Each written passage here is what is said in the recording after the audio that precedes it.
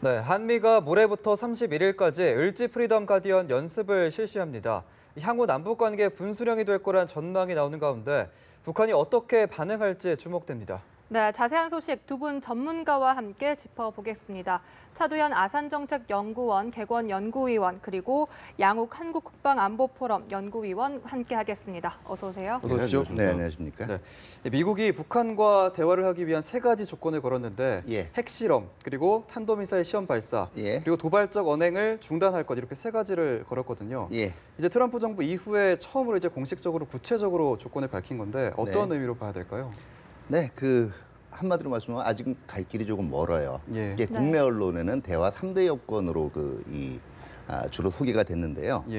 이 발언이 나오게 된 배경이 헤더 노트, 미 국무부 대변인이 8월 15일 날 기자 브리핑하고 8월 16일 날 외신 브리핑에서 거의 비슷한 얘기를 했습니다. 근데 사실 여기서 한 얘기는 뭐냐면요.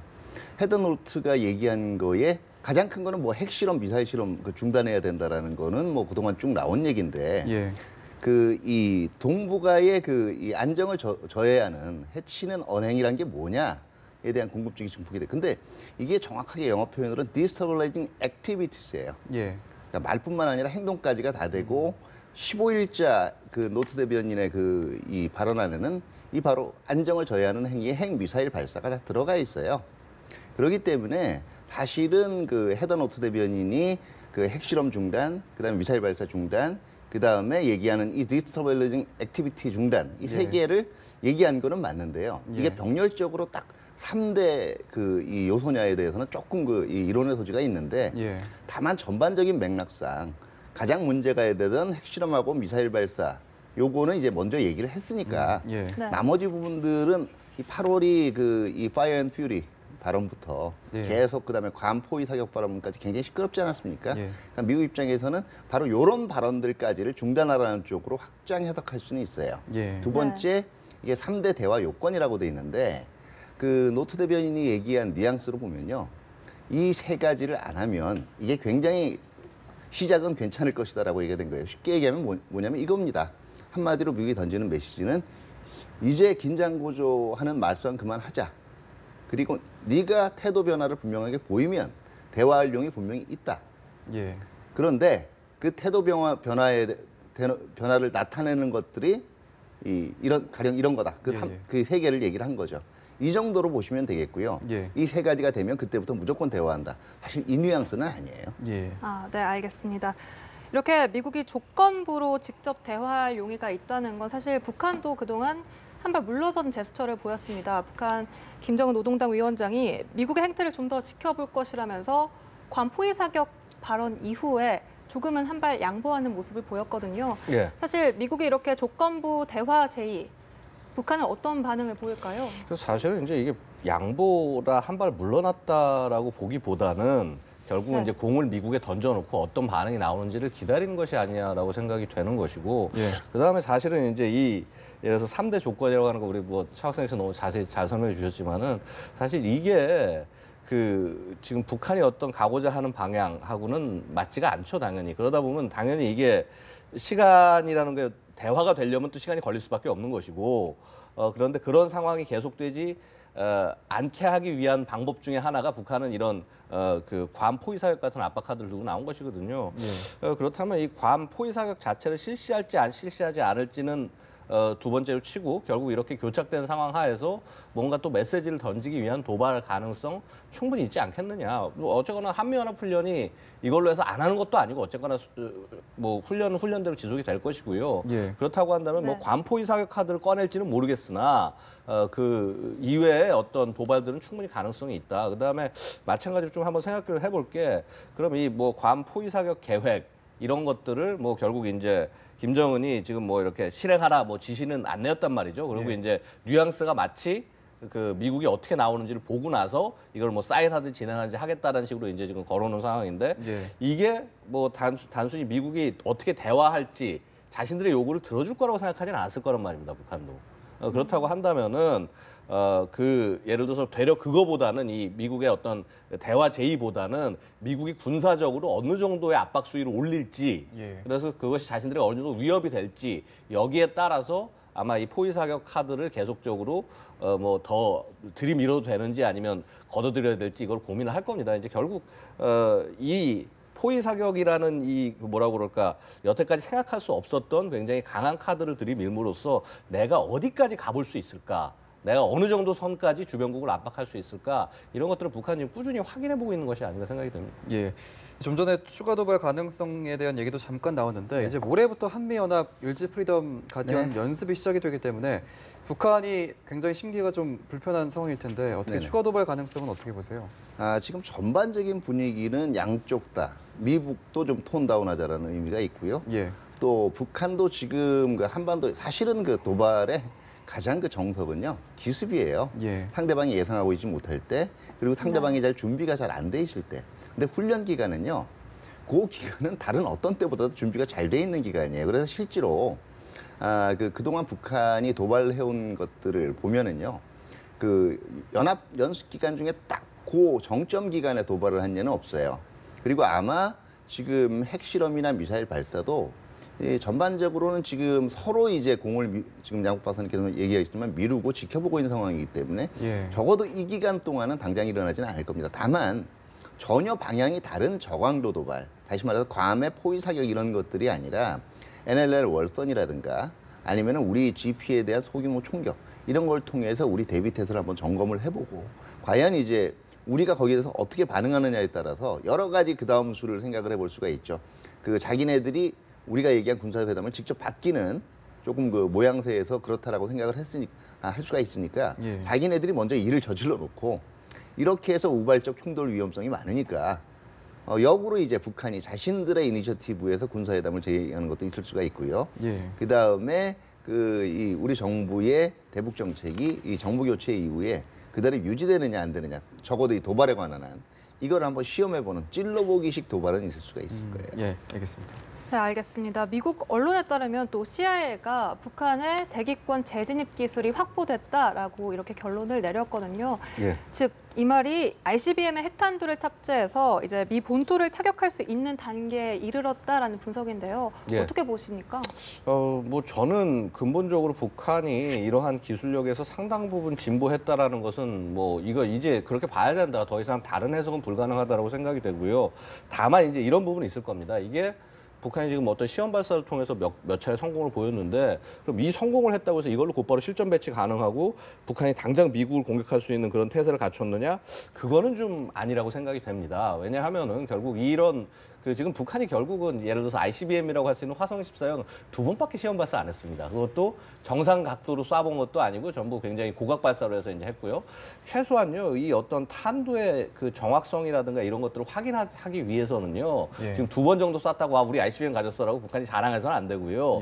최소한 거의 한 20여 차례 발사가 있어야지 이게 어느 정도 이제는 이거는 정말 제대로 된 무기 체계구나라고 인정을 할 수 있는 것이고, 기존에 북한이 쏘던 스커드라든가 노동처럼 사거리가 짧은 상대적으로 단거리 비행체에 비해서 이 ICBM 같은 것들은 검증하는 데까지 시간이 더 많이 걸립니다. 그래서 지금 이것 가지고 북한이 뭐 예를 들어서 우리 이런 능력을 가졌다, 이제 뭐 핵 강국이다라고 얘기하는 것은 아직은 이르다. 근데 하지만은 누차 말씀드리지만은 북한의 기술력 자체는 이미 상당 부분 올라가 있다. 그게 정말 북한이 스스로 개발해서 한 것인지 아니면 어디 외부에서 뭐 도움을 받아서 한 것인지, 얼마 전에 보도를 보면은 예를 들어서 지금 북한이 쓴 그 318 혁명 엔진, 그 신형 그 대형 엔진, 이거는 이제 우크라이나에서 온 게 아니냐, 이제 이런 얘기들 나오지 않습니까? 뭐 다 1년도 넘은 얘기인데요, 그 얘기가.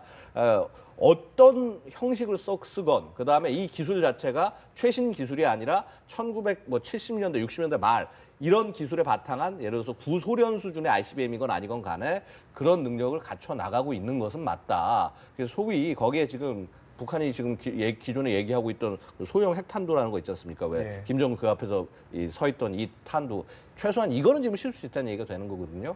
그러면 사실은 지금 상황은 어떤 상황이냐 하면 문 대통령께서 말씀하신 레드라인을 이미 넘은 상황이다라고 말씀을 드릴 수가 있는 것이죠. 네, 알겠습니다.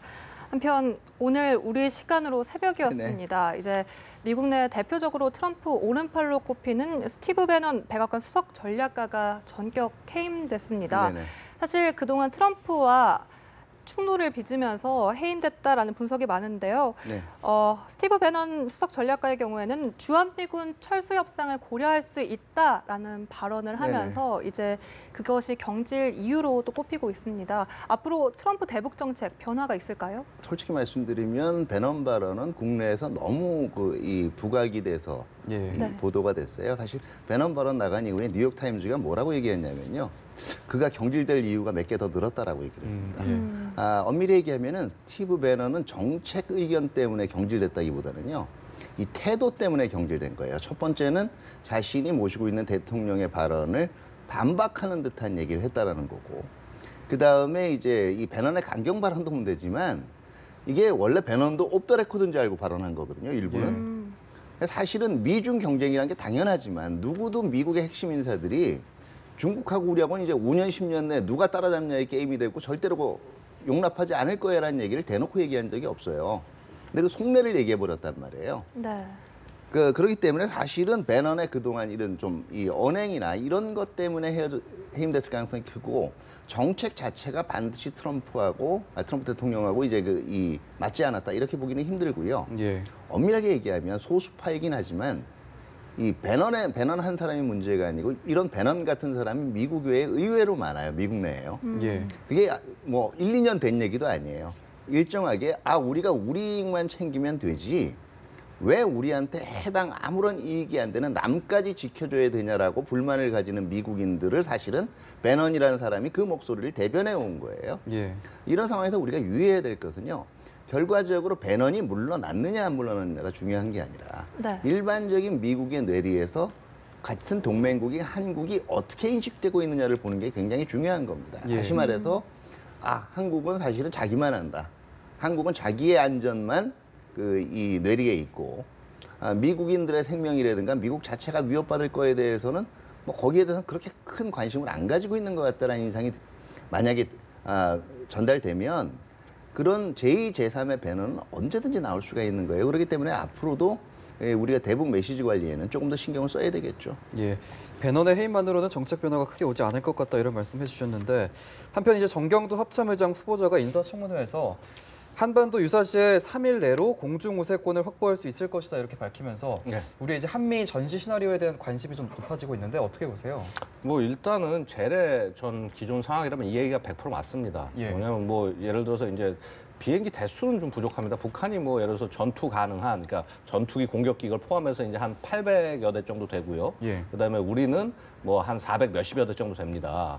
근데 이제 뭐 당연히 숫자를 치면 절반도 안 되는데 뭐 어떻게 싸우냐라고 얘기하는데 그렇지가 않은 게 사실 이제 전투기는 세대 구분이 중요하다. 그러니까 예를 들어서 최근 날아다니는 우리 F-15K라든가 F-16 같은 거는 4세대 전투기에 해당합니다. 이런 전투기들은 악천후에서도 비행을 할 수 있고 그다음에 거의 100km 넘는 먼 거리에서도 교전해서 적군을 없앨 수 있고요. 근데 반면에 북한이 가진 전투기의 주력은 2세대 전투기, 그러니까 월남전 때 날아다니는 미그 21이 주력입니다. 가장 뭐 최신 미그 29 뭐 4세 전투기라고 해봐야 뭐 한 40대도 안 돼요. 뭐 20대에서 40대 사이라고 얘기하고 있고요. 게다가 더 큰 차이는 뭐냐면 우리는 이제 공중 조기 경보기 같은 것들이 있어서요. 여기서 다 표적을 찝어주면은 그냥 뭐 영화에서처럼 도구 파이트, 그러니까 서로 이렇게 물리고 싸우지 않고 그냥 100km 뭐 아니면 수십 킬로미터 밖에서 미사일 쏴가지고 격추시켜버리면 됩니다. 맞습니다. 그런데 문제는 뭐냐면 우리가 기존에 이 얘기만 할 수 있는 것이 아닌 것이요. 자, 북한이 이제 핵이라는 능력을 갖게 됐습니다. 북한이 갖고 있는 미사일의 대부분들, 북한이 거의 뭐 1000발 가까운 미사일을 갖고 있다고 그러는데 뭐 1000발은 너무 과장된 수치긴 하지만은 하여튼 엄청나게 많은 미사일을 갖고 있는 것은 맞습니다. 이 미사일들이 노리는 최우선의 목표들이 바로 주요한 공항이나 공군기지 시설들이에요. 그럼 이제 여기를 못 쓰게 해가지고 해서 북한도 뻔히 아는 거죠. 공군력에서 제공권은 북한이 도저히 가져올 수 없고 여기서 밀리면은 자신들에겐 기회가 없다는 걸 알기 때문에 결국 모든 이 목표들이 가장 핵심적인 게 공군기지입니다. 그다음에 그 이외에 예를 들어서 지금 북한이 지금 핵까지 가진 상황인데 이 핵을 한두 발, 그러니까 한 20발 정도 안 되는 정도라고 지금 평가를 하고 있으면요. 만약에 지금 상태에서 전쟁을 한다 그러면 이 안 되는 20발도 안 되는 거 갖고 최소한 효율적으로 쓰려면요. EMP 터트리는 게 제일 좋은 방법입니다. 그럼 EMP 같은 것들을 통해서 기존에 있는 그 전자장비 전부 무력화시켜놓고 이런 식을 통해 가지고 해서 작전을 수행한다. 어떻게든지 간에 대한민국의 공군력을 무력화시키려고 하는 게 북한의 속내라고 할 수 있고요. 여기에 대해서 이제 우리가 잘 뚫고 나갈 수 있는 방법들을 대처해 나가면서 대응하는 것이 굉장히 중요한 일이다. 그래서 뭐 전력 생존을 위해서 뭐 우리도 기지 같은 것들을 좀 공군기지 같은 것들을 좀 모양새를 좀 바꾼다거나 이럴 필요는 있겠죠. 근데 정말 중요한 것은 한 가지 확실한 것은요. 대한민국이 북한에 대해서 갖고 있는 정말 비대칭 능력 중에 가장 핵심 중에 하나가 바로 이 공군력이다. 이건 맞습니다. 예, 알겠습니다. 자, 이런 상황에서 조금 안타까운 소식이 들어가 있죠. 강원도 철원의 한 부대에서 K9 포사격 훈련 중에 사고가 발생을 했는데 2명이 숨지고 5명이 부상을 입었습니다.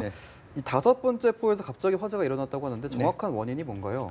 아직은 정확한 이제 원인 자체는 밝혀지지 않고 있어요. 이게 전반적으로는 아마 이 훈련 중이었기 때문에 이게 실제 이 전투의 뜻은 그런 이 폭발력이 강한 탄약은 사용되지 않았기 때문에 이 실화라든가 아니면 다른 원인들이지 않을까 생각이 되는데 다만 또 하나 이제 생각을 해봐야 될 거는 이 지난 4년 동안 우리가 굉장히 우리 군 병사들이요 이 남북한 간에 계속 이 긴장이 고조가 되면서 뭐 지휘부들이 얘기할 때마다 긴장의 끈을 놓지 않고 있어요. 이거 갸륵한 일이기도 하지만 다시 한번 돌아봐야 되는 게요. 사람들은 긴장의 끈을 가져가는데 한계가 있어요. 세력적으로도 그렇고 정신적으로도 그래요. 이게 피로도가 극에 쌓이면 이런 사고들이 일어날 확률은 점점 높아갑니다. 그렇기 때문에 전반적인 안보태세라든가 방위태세를 강조하는 건 좋지만 쉴 때는 정확하게 확실하게 쉬게 해주는 조치도 필요하다라고 보고요. 물론 이런 이 안전사고 관련해서 방지 장치의 강화는 뭐 100번 강조해도 모자라지가 않는 거죠. 네, 그런데 이번 사고가 난 K9 자주포 사실 우리 국내에서 독자 개발한 무기고요. 또 해외 수출하는 무기이지 않습니까? 사실 이런 사고 어떻게 봐야 할까요? 이제 이 부분에서 조금 조심스럽게 바라봐야 될 거는요. 뭐 K9 가지고 보도도 많이 나왔을 겁니다. 이게 뭐 문제가 있다 없다 얘기 있는데 가장 대표적 얘기를 많이 하는 게 연평도 이제 포격대. 그때 이제 6대, 당시에 배치된 6대 중에서 애초에 이제 4대밖에 기동을 못했고요. 기동했던 4대들 가운데서도 실제 사격은 3대에서만 이루어졌다라고 그래서 이제 뭐 예를 들어서 그런 사례를 많이 들면서 K9이 문제가 있는 장비다 이런 식의 얘기들을 나왔는데 그건 좀 그런 거하고는 전혀 틀린 것이 뭐냐면 당시에 이제 배치됐던 K9 같은 것들은 굉장히 배치된 지 오래된 좀 노후 장비였고요. 거의 초기 나왔던 것들이 배치가 된 거고 이미 훈련을 마치고 들어와서 복귀해서 정비를 해야 되는 기종인데 그게 지금 이제 갑자기 전투가 나다 보니까 투입이 된 겁니다. 그래서 그거는 성능의 문제라고 보기 어렵고요. 지금 여태까지 보면 이런 K9이 이러한 어떤 성능 문제로 인해서 뭐 사람이 사망 사고가 일어나거나 한 일은 없습니다. 그래서 이 부분에 대해서는 되게 좀 조심스럽게 바라봐야 될 거고요. 뭐 여러 가지 가능성들이 점쳐집니다. 뭐 안에서 뭐 예를 들어서 이제 포 쏠려 그러면 이제 안에 뭐 포탄 집어넣고 난 다음에 장약 넣고 이제 터트리는데 예를 들어서 장약이 관리돼서 잘못돼가지고 터졌다든가 만약에 이제 이 사격 자체가 어떤 고폭탄 사격 시험이었다고 한다면 만약에 그 어떤 훈련이었다고 한다면은 그 고폭탄 자체가 터져가지고 사람 사망한 경우들은 꽤 많이 있거든요. 대표적인 사례가 아마 이제 한 2009년 정도에 고폭탄 신형 실험을 하다가 이 포실 안에서 터졌는데 그때도 이제 연구원 한 분이 돌아가시고 5명 정도가 중경상 입은 그런 사건이 있었습니다. 그래서 여러 가지 가능성들이 열려 있기 때문에 너무 지금 시급히 판단하고 얘기하는 거는 좀 저는 좀 자제해야 된다. 근데 다만 어쨌거나 지금 여기서 우리가 좀 생각을 해봐야 될 거는 혹시라도 안전 문제 이 부분에서 우리가 불비한 부분이 없는지 이것부터 점검하는 게 가장 핵심이 아니겠나라고 생각합니다. 예, 알겠습니다. 네, 알겠습니다. 지금까지 차두현 아산정책연구원 개원연구위원 그리고 양욱 한국국방안보포럼 연구위원 두 분과 함께 이야기 나눠봤습니다. 감사합니다. 고맙습니다. 네, 감사합니다.